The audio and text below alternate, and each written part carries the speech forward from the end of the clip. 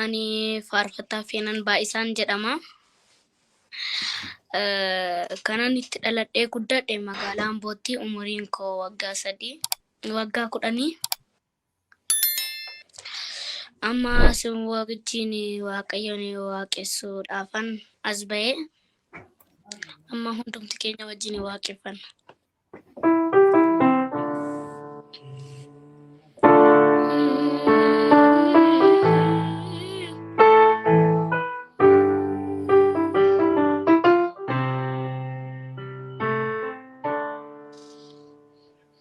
Ulfina kee keessa noolee bulaa, gaarummaa kee lakkaa'uutaa oolaa, na guuttee gammachuu keessa balaa, araara keetiin bahee galaa, na guuttee gammachuu keessa balaa, araara keetiin bahee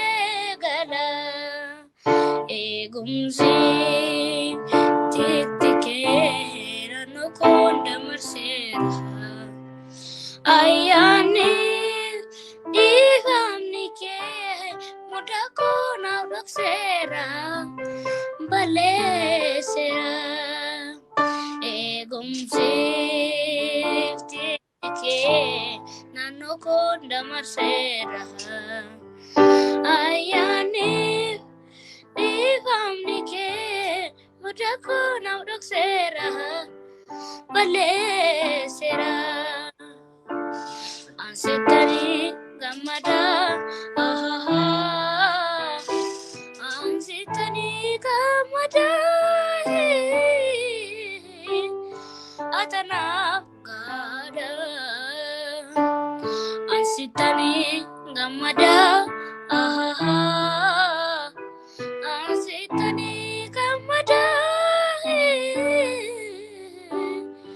atana gada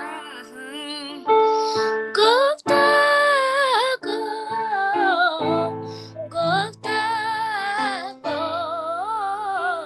sipate mago gofta go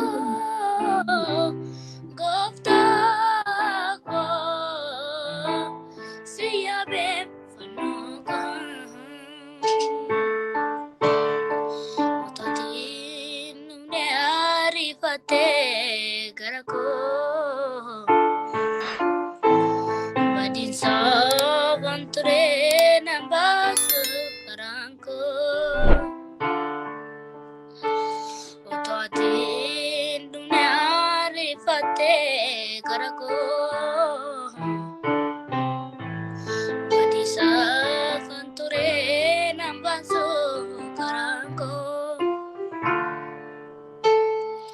Otatin jire sila baderam senangko sitona kumne narra fagane urfa dukofta Yesus ko doksa garako enyo yembeko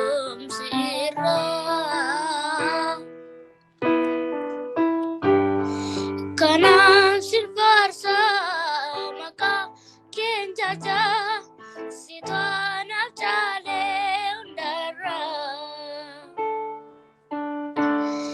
otwa tinjire sila bateram senangko sitwana kumne rafagane ulfado kofta Yesus ko doksa garako enyo yung bekom sira kanam silvarsa maga kenjaja sito anak salem darah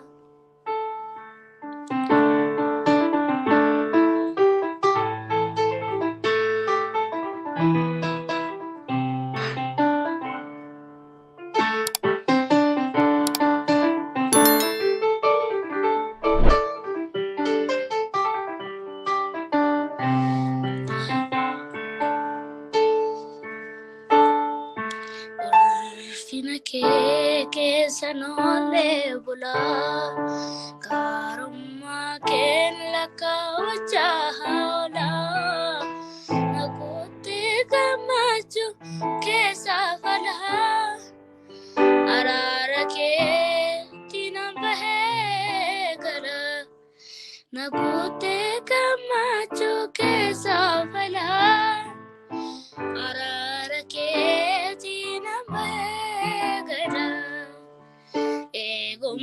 eegumseef tiktikee naannoo koon damarseera ayyaanni dhiifamni kee mudaa koon abdaqseera balleesseera eegumseef tiktikee naannoo koon damarseera ayyaanni dhiifamni kee mudaa koon abdaqseera balleesseera ansitanii gammada ansitanii gammada atanaa gaada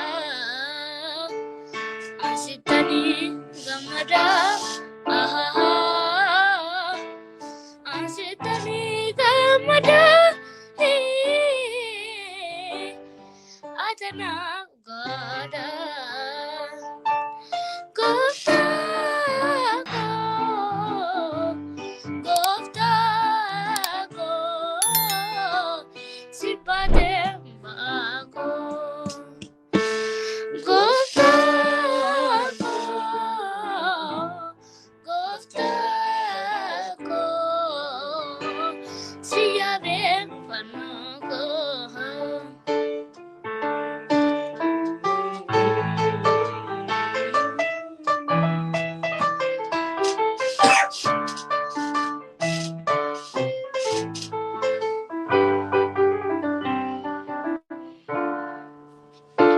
eebbifamaa ulfaadhaa galatoomaa.